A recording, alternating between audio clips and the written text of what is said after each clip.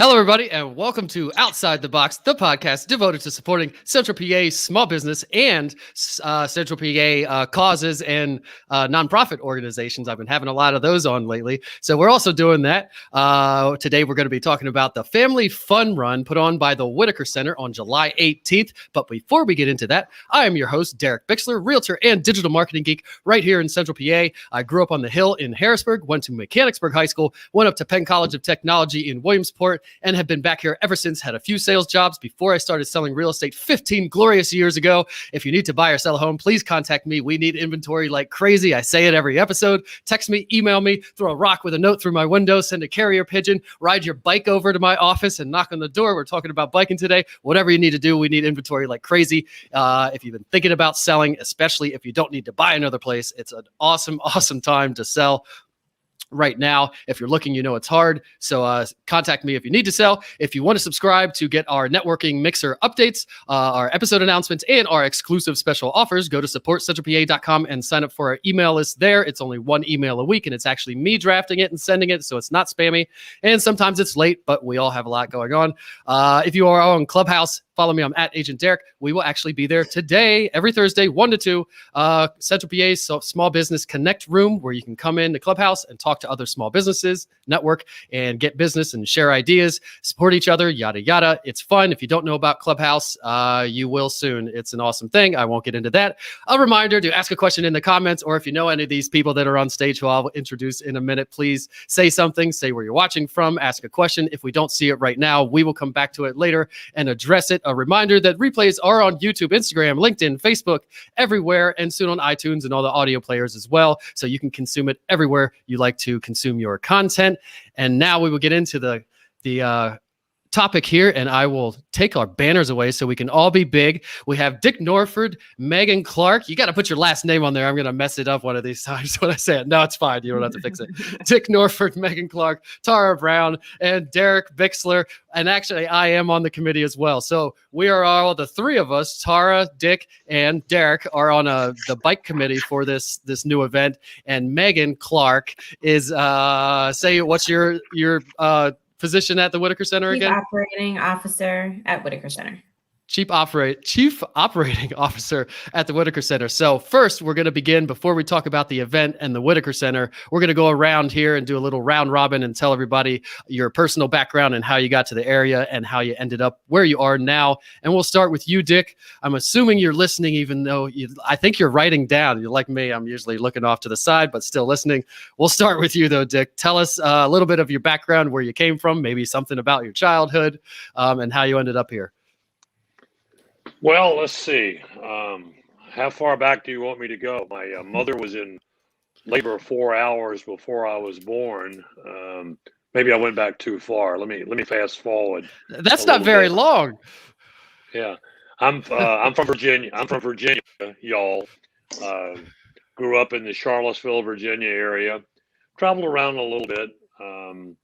I decided after a very brief 20-second conversation with my wife, who is from Hershey, that we were going to relocate to Harrisburg about 17 years ago. So here we are. What brings me here is I'm an advocate for more bicycle riding.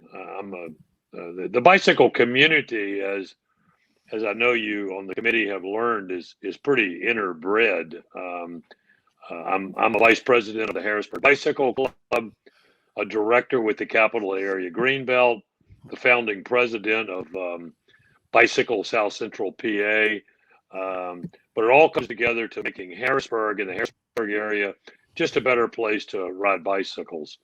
We're very pleased to be working with the Whitaker Center in forming our first family run on July the 18th.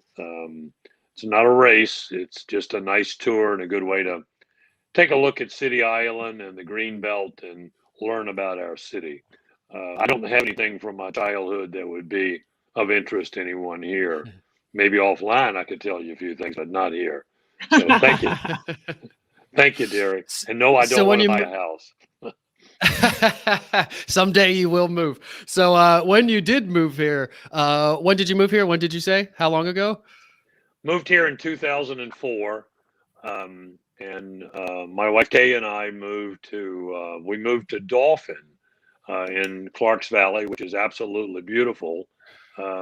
We've now relocated to Linglestown Road, which is a little bit closer to town and closer to the capital area Greenbelt. So my car doesn't move very much; it just sits in the garage. I use the bicycle to go where I want to go. So what a wonderful place to live. We have a beautiful, beautiful city.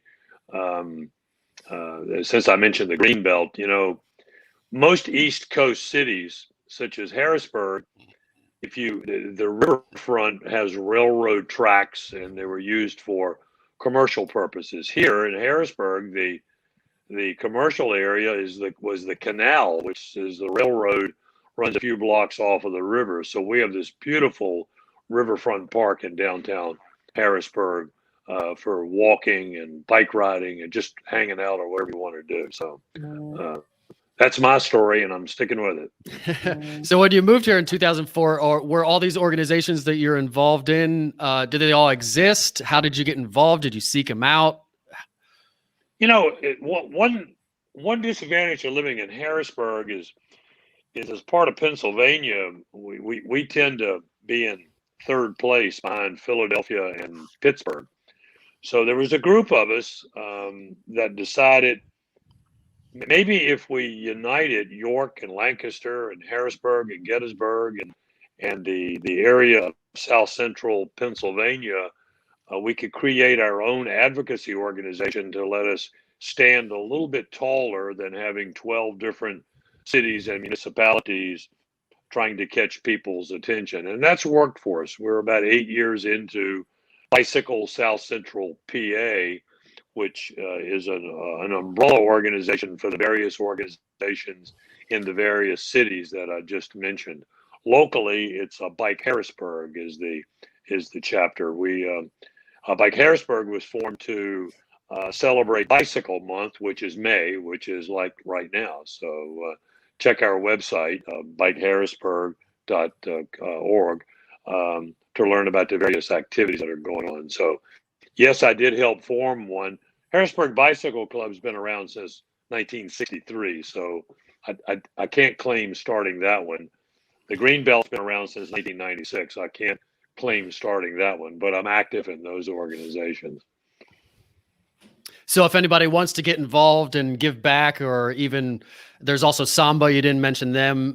That's another mountain biking association around here. If anybody wants to get involved with any of those groups and give back or help build trails or maintain them, or what do you guys do in the non-mountain biking associations? If you have like work days or get-togethers, is it always riding, or do you do like work days like the mountain bikers do?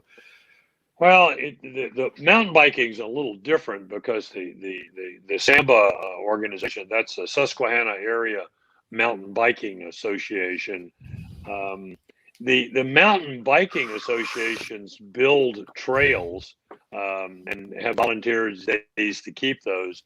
Those trails are built, Derek, as you know, they're built like a ski slope where you've got a green, blue, and a black. Mountain biking trails are built that way. I'm too old to be mountain bike riding, so I take advantage of this nice network, beautiful network of roads and some of the off-road trails that we have. I'll let the state build my roads or the county build mine. So I'm a road cyclist. So we can ride a little bit faster and a little bit further than the mountain bikers. So we have done some cleanups. There's been an awful lot of trash during the pandemic, where so many municipalities couldn't get out and clean their streets. So we recently have dispatched groups out to pick up trash. Over a 3-week period, we picked up 330 bags of trash along Industrial Road and along the Greenbelt and in Cumberland County over on Texaco Road. So. But mostly, yes, you're right. Mostly we just go riding. Yeah, and you're involved with the Harrisburg Greenbelt, and they just added Samba a year or two ago, added some single track mountain bike trails, which is awesome. Were you involved? Did you have to work with Samba at all, or did you just have to give permission to say go ahead and put some trails in the woods? No, And this will be my last question about biking, by the way, and then we can move on. I can geek out about this stuff all day. Yeah, I can fill up the entire hour if you want me to. Yes, I worked with Samba very closely when it was formed to develop the single track that's around the green belt. The green belt being the spine. About 20 plus a few years ago, some of the local closer into Harrisburg game lands were restricted to bicycle riding, which sent the mountain bikers looking for places to ride. And they found a lot of areas just off of the capital area green belt where they started developing trails with no plan, just a way to ride through the woods. When Samba was formed, and Samba is a charter group of the International Mountain Biking Associations, IMBA, which determines the specifications of the trails. So we worked very closely with Samba, and it actually has helped the Greenbelt because some of the areas that were just wooded areas that no one ever paid much attention to, there was maybe some homeless camps set up and some people kind of hanging out there. Well, once Samba started cleaning those areas up, it's made it a very vibrant area.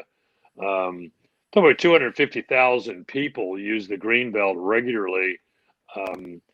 Having these mountain biking trails, and I don't know exactly, I think it's almost 10 miles of mountain biking trails just off of the Greenbelt. You don't even see them unless you're looking for them, but that makes it very nice to have an urban trail network where so many people locally can just go out and access a mountain biking trail, not have to put the bike on the car, not have to drive 90 minutes to find a trail to run. So I know that was a long answer, Derek, but it's such a splendid addition to our community. No, it is. It's a great amenity, and we're obviously kind of using the green belt and all this amenity in the event. So we want to highlight the amenity and what makes Central PA great, as well as the event. And I'm also a geek, and I love how these trails, well, obviously they're closer than having to drive 30, 40 minutes away to where I usually have to go. But you can also, if you have a family, the green belt is paved. It's flat paved for the most part. So you can have your family on there and you can ride off into the woods a little bit and then come in and meet right up with them. It's great for beginners. So it's an awesome addition, and the trails are just as good as the ones you drive 40 minutes away or so for. So big advocate. So now we will move on to Megan Clark of the Whitaker Center. Say hello to the people and tell us a little bit about your background. Okay, hi. Thank you for having me. I grew up in Mifflintown, Pennsylvania, which is about an hour north of here. Pretty small town. When I graduated from high school, I went to Susquehanna University in Selinsgrove. Started out as a biochemistry major, ended up with an accounting degree. So I have an accounting degree and then a minor in chemistry. After that, my first job was at Select Medical in Mechanicsburg as an accountant. So that's what brought me to the area. I moved here. I bought a house in Camp Hill, right by Armitage Golf Course. And after Select Medical, I went into public accounting. I was an auditor, and I did audits of nonprofits and healthcare facilities. And that's how I found Whitaker Center. After that job, the chief financial officer position at Whitaker Center was open. So I applied for that and got that. About a year and a half ago, right before COVID, I moved to the other side of Mechanicsburg and now own a house kind of along Yellow Breeches, which is fun because I like to kayak. 10 months ago, I had a baby girl. If you follow Whitaker Center on social media, we just posted a video last weekend. We were out on our bikes getting ready for the event. Oh yeah, that was you. Yes. Yeah. And since Dick mentioned labor, I do find it necessary to say that I was in labor for 32 hours with my daughter. So wow, that was a fun time. My ex-wife was like 57 or something, and it was some record. All the people at Hershey were coming in afterwards and like asking everybody had to come in and see the woman and it was poor no woman. C-section, I think, too. Yeah. Yes, I would give her a hug if I met her. Keep going. So anyway, we like to do things outdoors. We love to bike. She just about a month ago was old enough to get on the bike seat. So we are looking for flat trails because previously I did like to do my mountain biking, but with the extra 20 pounds, it's a little bit more difficult for that. So I'm glad that Dick's on the call because I'm definitely interested in finding more trails in the area. Like to kayak and hike, and I do play golf. So I play golf in college. So outdoors, like on the team, active. like on the team. Yes. Where'd you go to college? Susquehanna University. Okay. And did you play like all 4 years? How does golf work? Yes. Yeah. Did you get scholarship? So we played like Franklin and Marshall College. We played down here at Dickinson. We traveled around to different courses in Pennsylvania and played against other teams. So the Whitaker Center team, when you go to golf outings, is pretty decent. Or you carry the team if it's a whatever. I don't play golf, so I forget what those are called. But that's that's a little bit about myself. So did you like science when you were growing up? What? Did you like science when you were growing up? I did, yes. Which is why you went into college to science. And I kind of did the same thing. I went for plastics engineering my first semester and then switched to business like right away because I, for some reason, decided I didn't want to do that. But it sounds like you still like science, so you kind of gravitated back to it and you got to mix your accounting and the love of science together. Yes, definitely. I really liked science, but I had an internship in college and discovered that I didn't like blood. So that's when I was like, oh shoot, I better find something else to do with my time. Well, wait, what was it? It was biology? Is that what you said it was? Yeah, biochemistry. Biochemistry. There's lots of blood in biochemistry, but not like cadavers. I wanted to go on. I thought I wanted to go on to be a doctor. Okay. Yeah. So I did an internship, and then I quickly found that out. So then I switched. So I still had enough time to graduate on time. Nice. Yeah. And then, so you just saw a job application pop up at the Whitaker Center while you were still at Select and you applied for it? Is that what you said? No. So I went into public accounting where I did the audits of nonprofits. So that's how I became familiar with the Whitaker Center because they're a nonprofit. And I was traveling a lot for my different audit clients, staying overnight and that kind of thing. And I kind of wanted to settle down. So somebody had mentioned to me about the Whitaker Center's position that I had contacts with through nonprofit auditing. And that's how I got there.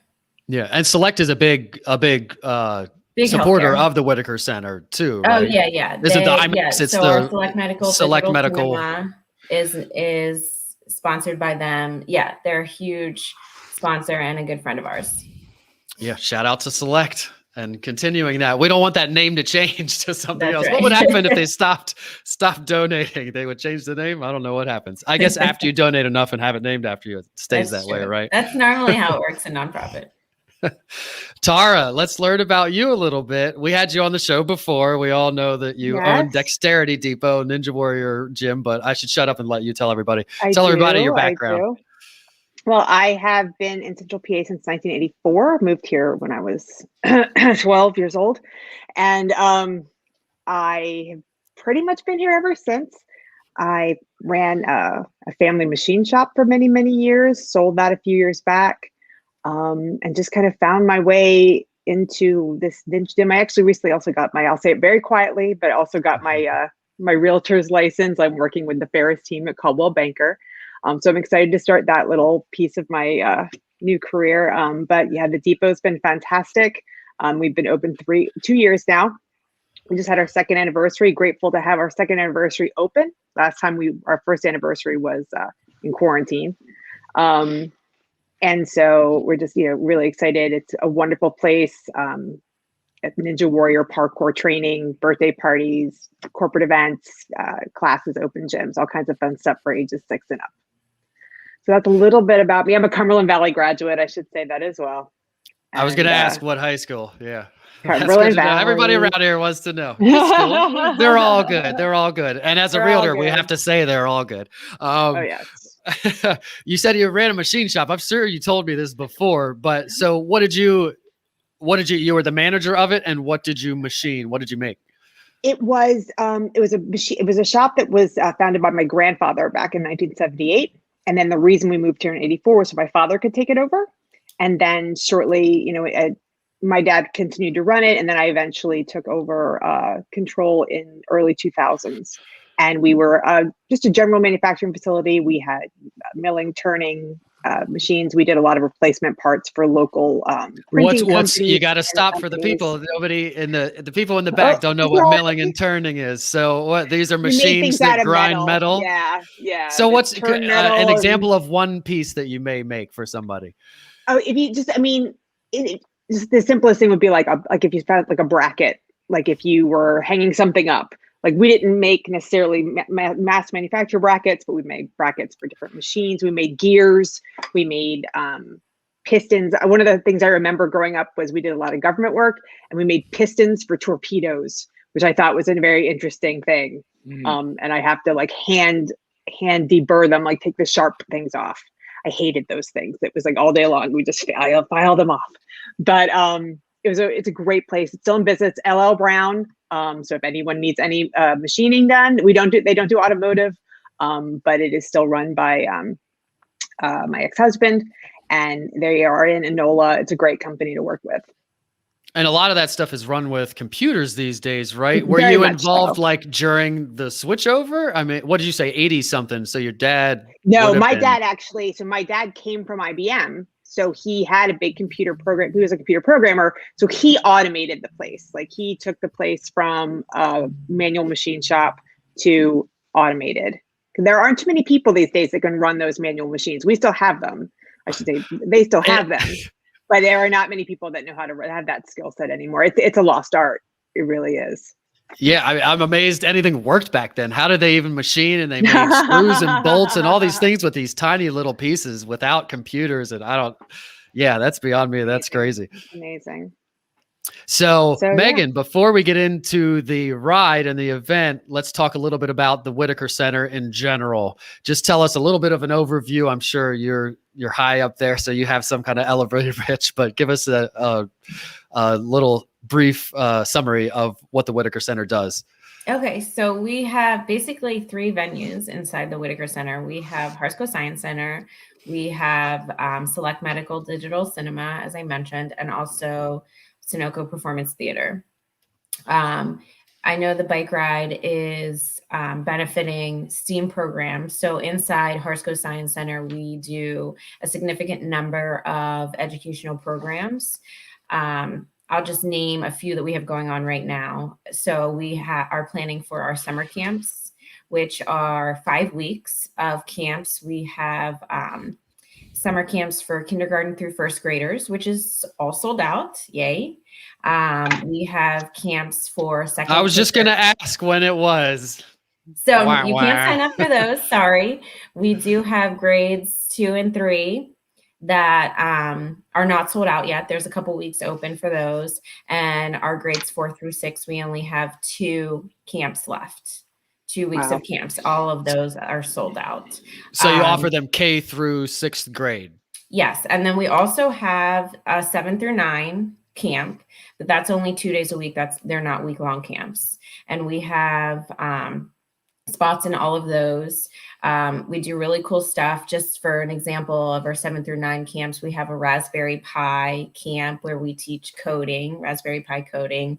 And then we have like a production studio camp, which is really cool, where they go to WHBG TV 20, which is kind of around the corner from us, and check out the studio and learn about how the television station works and everything like that. So pretty cool stuff for our summer camps. We also do a lot of girls in STEM programs. We have 2 weeks this summer. It's STEAM now, right?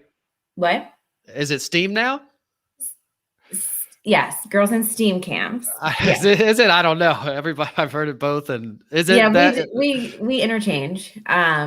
We have we have 2 weeks of camps for that. And then we also have, which is super exciting for the first time this year, we have an emerging healthcare biomedical camp for high schoolers. And that camp is 100% free, thanks to Hershey Medical Center, Capital Blue Cross, and the Bayer Foundation. So this emerging healthcare camp, we are partnering with Hershey Medical Center, and they're actually providing the educator for it. We wanted to have it there so they could check out the surgery rooms and everything like that. Because of COVID, we can't do that this year. So it is at Whitaker Center. But they'll view a surgery live, which is another program that we have, where we broadcast a live surgery inside Hershey Medical's operating room on our big screen cinema. So yes, it's very cool. We do hysterectomies, we do gallbladder surgeries, lots of different options. And normally high school kids are the ones that book a field trip to come and see that. This past year, we did do it virtually to their classroam. Wow. So can you watch that? If you're a high school teacher, maybe. No, you personally. I don't like blood, so. Yeah, I was gonna say I'm not like scared of blood, but that doesn't sound appealing to me. Yeah, to see it, I don't know if you've promoting it. I'm an advocate. If you've ever been to our cinema, to see it on the giant cinema screen, it's a bit much for me. Do they do that for regular doctors and like med students? They do that kind of thing, watch surgeries as well. Yeah. Yeah. So you like this because you kind of have a background in this thing, but Right. you can't watch it, so you'll enjoy it from afar. Yeah. So what else in addition to the camps? Yeah, we also have a Youth Rise Stand Together program that we started. That's a virtual program we started during COVID with Big Brothers Big Sisters and the Harrisburg Chamber that addresses equity. So we typically have a person of color come on the virtual program and provide mentoring and advice and that kind of thing for Big Brothers Big Sisters littles. But it is a program that's open to the public. So any adult or any child, you don't have to be a Big Brother Big Sister program to attend that.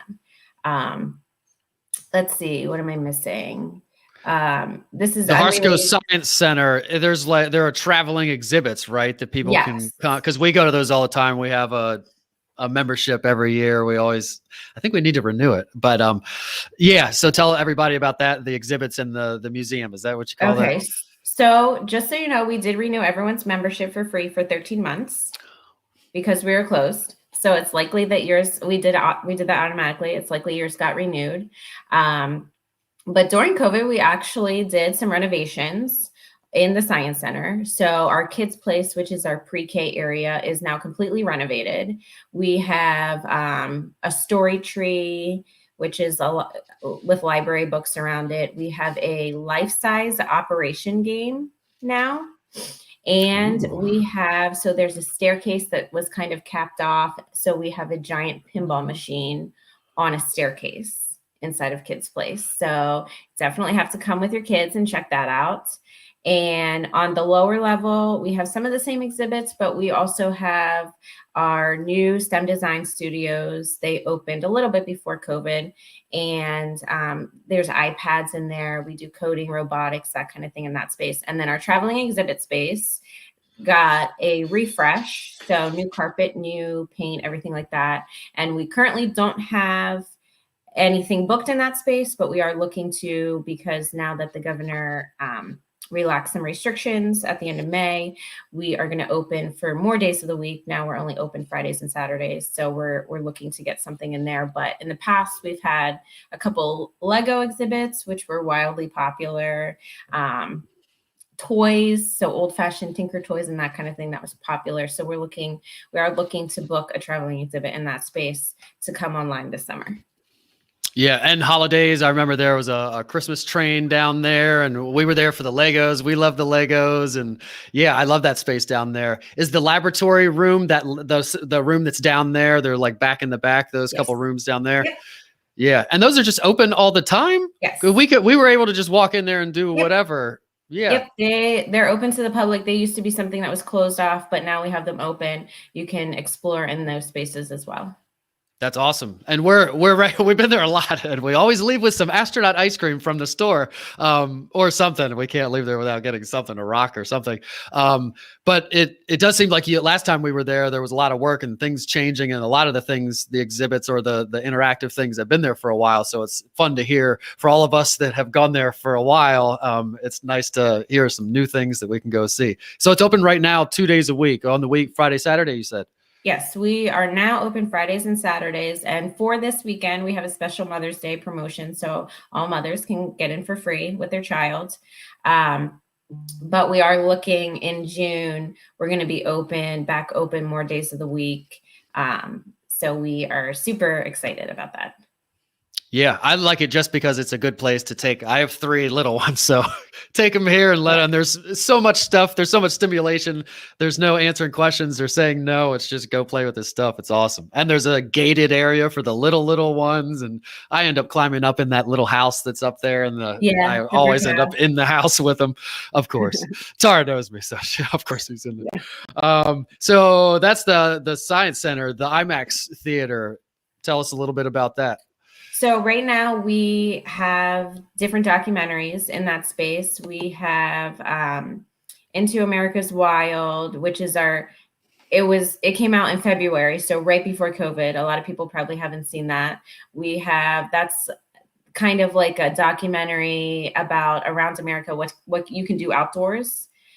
Put your devices away and explore America, which is super cool.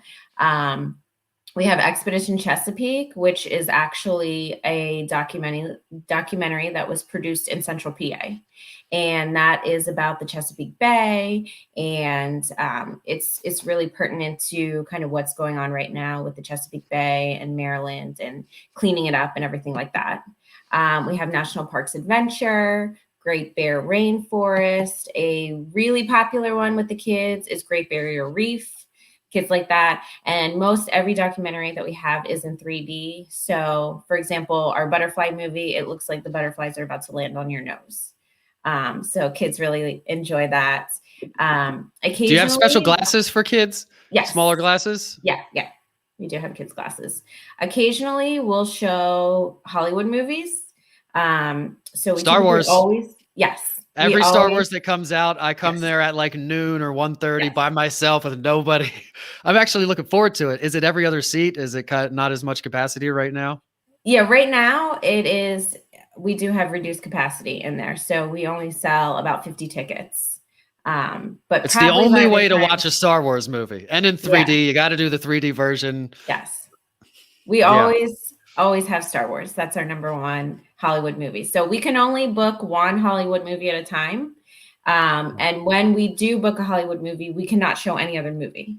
So that's why we don't do them all the time. Why is that? Just because our field trips, when they come, they want to see a documentary. So we kind of try to accommodate when's the best time, when we're not going to have a lot of school groups, that kind of thing.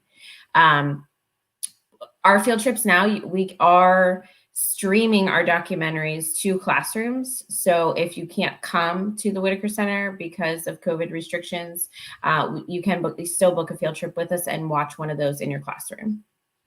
That's awesome. And all those documentaries are made specifically for IMAX 3D theaters. Yes, exactly. That's cool. And how much? They're not 2 hours long, most of those things. No, they are about 45 minutes.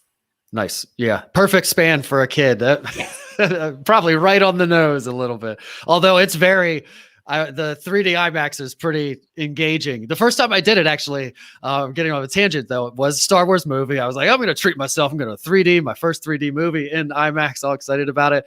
And I got there and the people coming out from the previous show, they were coming out and everybody had this just kind of in awe, dumb kind of look on their faces like, wow, was it not a good movie or what happened? And then I came out the same way, like, so it's the only way to watch it. And at the beginning, it's a little fuzzy or weird, kind of, you have to kind of get into it. But then after you're into the world, it's pretty awesome. And that's cool that you have the mini glasses. I've taken my daughter other places to 3D stuff and there's never the little glasses. So that's great. So what about the theater? So the theater, for anyone who heard the restrictions, they're going to be lifted by the governor at the end of May. We are so excited about that because now we can sell our performance theaters to capacity, which is great. So since the governor did that, this week, I've had 4 to 5 artists emailing me, "Are you open? Can we tour?" Very, very exciting. We just Can you say who or types, or do you have big names there? Somewhat, right? Sometimes, yes. It depends. We are only 700 seats, so we can't afford to make the ticket price affordable. We can't afford the big names. Do you get comedy acts too? We do. So we are announcing a comedian tomorrow. So I don't care who it is. And I love theaters are the best to see anything. I'll never go to a stadium for anything, but comedy in a theater, awesome. Yeah. I don't know. Is it someone I would know? There. We had Rob Schneider a couple years ago. I don't know if you saw him. Ooh, yeah. Probably while he has a new special out. So he probably filmed it. Yeah. That's awesome. So what else happens in the theater? So we are doing, with our STEAM summer camps, we do have 2 weeks of music theater camp in that space. When COVID hit and we kind of had to close, we opened our doors to Harrisburg Symphony and we let them come in and do all their virtual programs in our theater. So they did some very small concerts, which people could buy a ticket to watch it virtually. So we opened it to them. Market Square Concert. Do you know Gloria? Do you know Gloria at Gloria Giambal? Yeah. Yes. I know her well. Great lady. Yeah. They really loved that. They were very grateful for that. We did the same with Market Square Concerts. And we also had surprisingly, we had a lot of dance studios come in, and they were able to do their dance recitals with very small groups. And what they did was they recorded it. And then a lot of them, the recordings were spliced together and they gave it to the parents to make it look like it was a real dance recital. So we did a lot of that while we were closed too. So that was fun. Super fun. And then you also have business events. I've been to like business, I don't know, small bit, whatever, mixers where people have stands up outside of the theater and then there are presenters in the theater. So you also do kind of business events and that kind of thing too. Right. Our lobby space, we do a lot of receptions in that. And then, we can do presentations, business presentations, everything in the theater. We can also do presentations in the cinema as well, because we upgraded our laser projector a couple years ago. So anything you can watch on a computer, you can broadcast it on the screen. So we've had some speakers come in there, and any last space in the Whitaker Center, we will rent to you. So if you want to rent the Science Center, if you just want to rent a lobby, we'll rent any space to you. That's good. And then all of the proceeds go to a good cause and supporting STEAM and STEM and all the things here. And now that we know about all the things that Whitaker Center offers, as if people don't know already, let's talk about what we need to talk about, the bike event. And everybody can see the logo up there. It's July 18th. Maybe we'll start with Tara, since you're the chair of the committee. Tell us a little bit about the event itself. Tell us a little bit about what it is. Yeah, we're really excited to give this a try this year. It was, last year we had to cancel. I've been on the committee for other events, working specifically like last few years, we did a mini golf tournament inside the Whitaker Center, which is so much fun. It was all 3 floors, miniature golf set up. It was a great time. Wait, pause on that. Yeah. It was at the Whitaker, so like down in the exhibit space? No, just in all the lobbies. So in all the lobbies, reception areas, there were mini golf halls set up on all 3 floors. We had some amazing local breweries come in and represent themselves, and caterers and food. And it was a corporate foursome event. It was great. It was a really, really good time.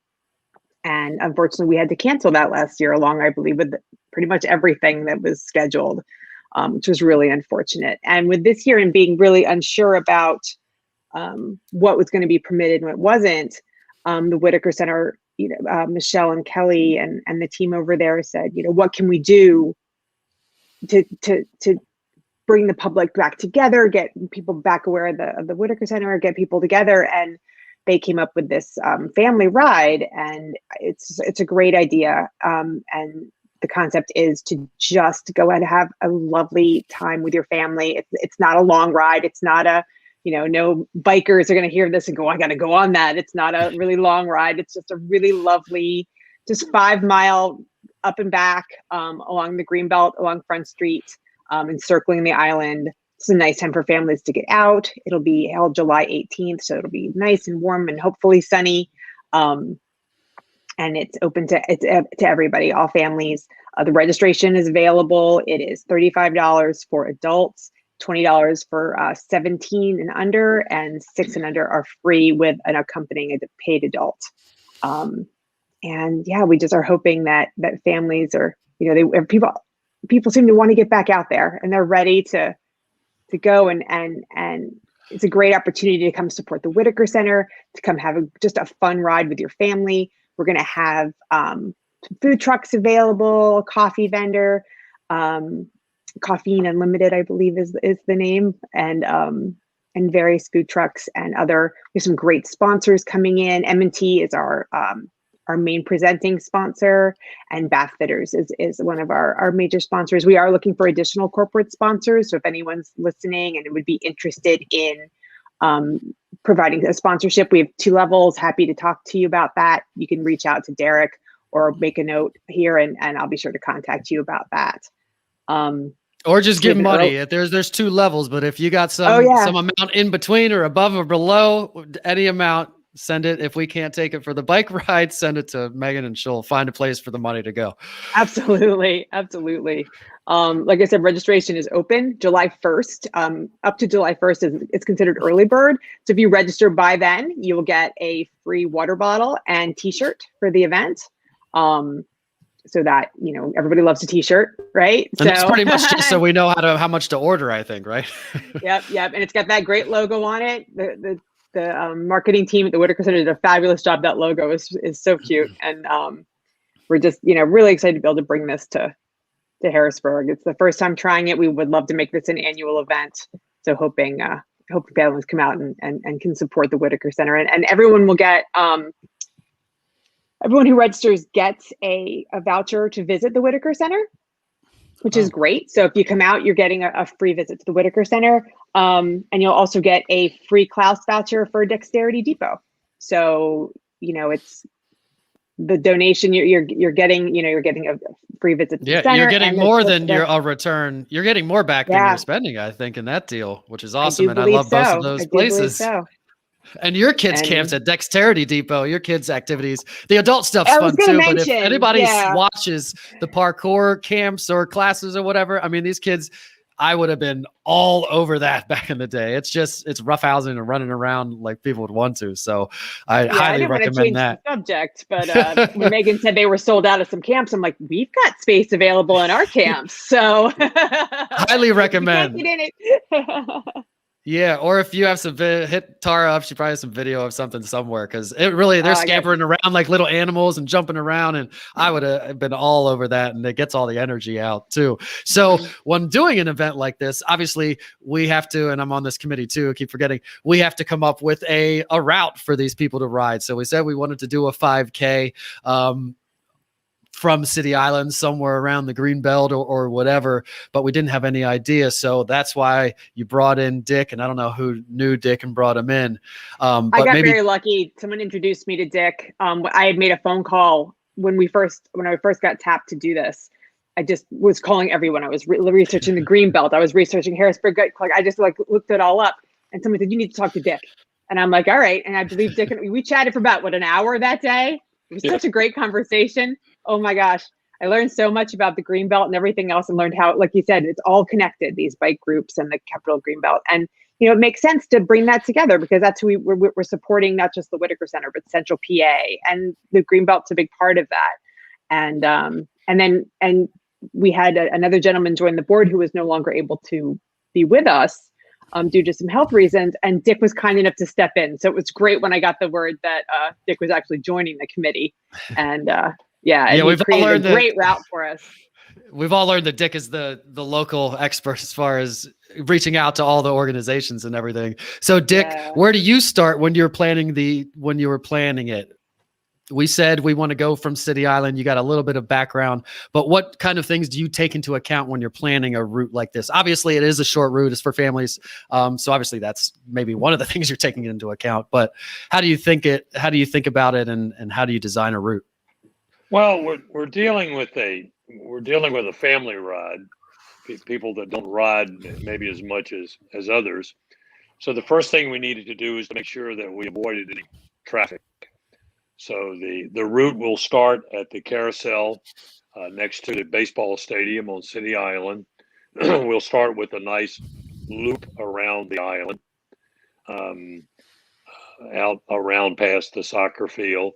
Then we'll cross, and children really like riding across Walnut Street Bridge. First, you can see the water, going by below, or look, and that's for a child that doesn't ride very much. That's a great thrill. We then will pick up the lower level of the Greenbelt and follow that way uptown to McClay Street. And you get to see the steps going down to the water. Kids just love, and families love riding that. There's no traffic. It'll be on a morning when even the bicycle traffic is a little low.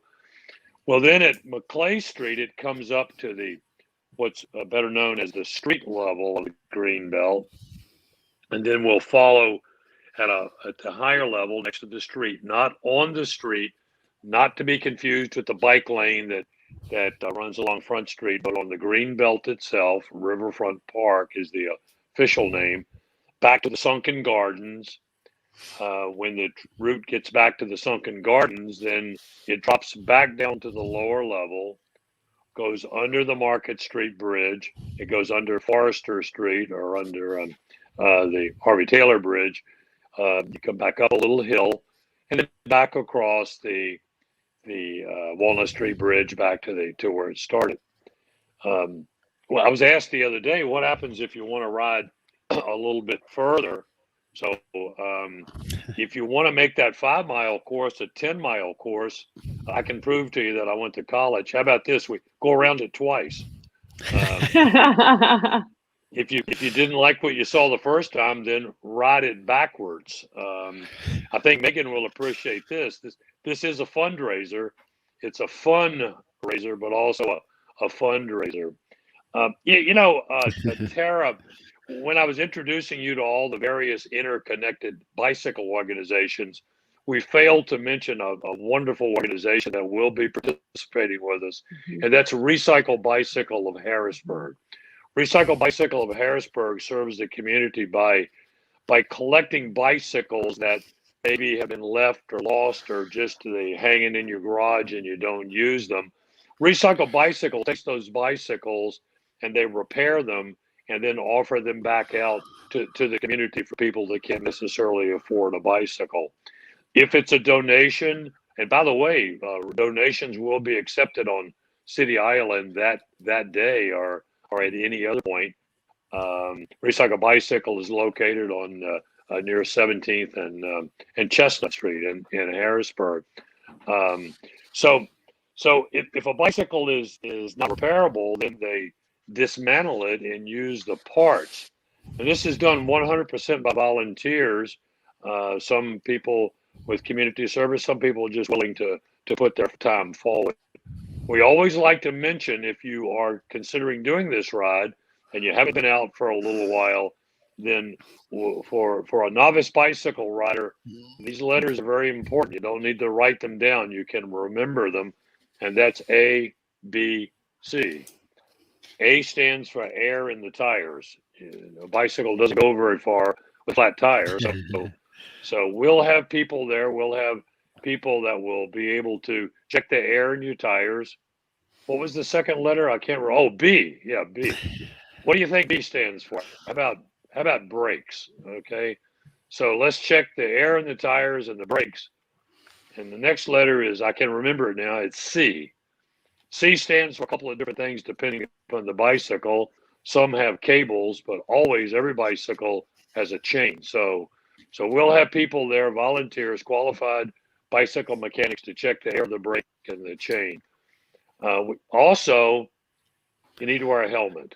No one should be riding a bicycle without a helmet, and that's no one. State law actually requires a helmet for a person under 12 years old. So, but it just makes good common sense to wear a helmet. I was riding in Bethany Beach this weekend, and a woman fell going in the other direction, and I helped her get up, and she, how come you're not wearing a helmet? And she said, well, I wasn't going very far. Well, whether you're riding 10 feet or 10 miles, when you fall off a bicycle, your head is still going to hit the ground, and hers did. She fortunately wasn't hurt. So by all means, show up with a bicycle. We'll help make it ready. Also, if you've got an old bicycle that you don't want to use, bring it and donate it to Recycle Bicycle.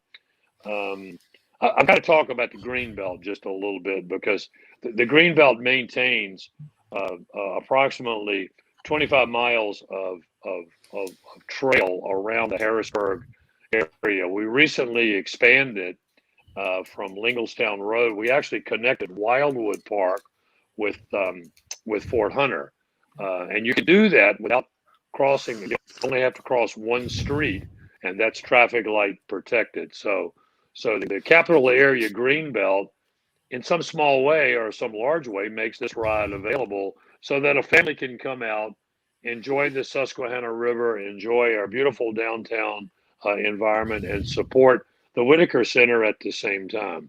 Yes, it's only a 5-mile bike ride for you bicycle enthusiasts out there, but I've given you a way to turn it into a 10-mile ride. Oh, you can make it a 20-mile ride if you want to do it 4 times. So, and if you want to beat your own time, you can always track your ride and then go back later and do the same ride as fast as you can. Absolutely. I always say the mountain bike trails can be as easy or as hard as you want it to be. It's how fast you try to go. So I suppose a 5-mile ride could be somewhat energizing if you were trying to do it as fast as humanly possible or something. Yeah, I'm going to pretend that you didn't say that, because we don't want people racing. We want people just to I'll race you tomorrow if you want to go race there. Let's don't be racing on July the 18th at City City Island. And again, we are so fortunate in this area. It seems like we all moved in. Tara, I want to talk about that machine shop that you've got my attention there. Bicycle parts are very hard to come by. You may want to, with the pandemic, so many used bicycles have been bought or given away, or people will start riding, that bicycle shops are very short. By the way, I'm just going to plug all the local bike shops. I know that. Real quick, Dick, we got to keep it moving. The thrust of this podcast is support local businesses. There are no local businesses that are more important to this community than the local bike shops. And we have 10 wonderful local bike shops. Support your local bike shop. Okay, I'm done. Can I say something real quick? Yeah. Our Whitaker on Wheels van, which is our WOW van that goes out and does programming at preschools and everything like that. Whitaker on Wheels will be at the City Island for the finish line, and we will be doing some super cool science experiments and that kind of thing there. Also, iHeartRadio is a sponsor. They're going to be there, and I believe ABC 27 is a sponsor, and they'll probably be there too. So awesome. Cool stuff after the bike ride on City Island.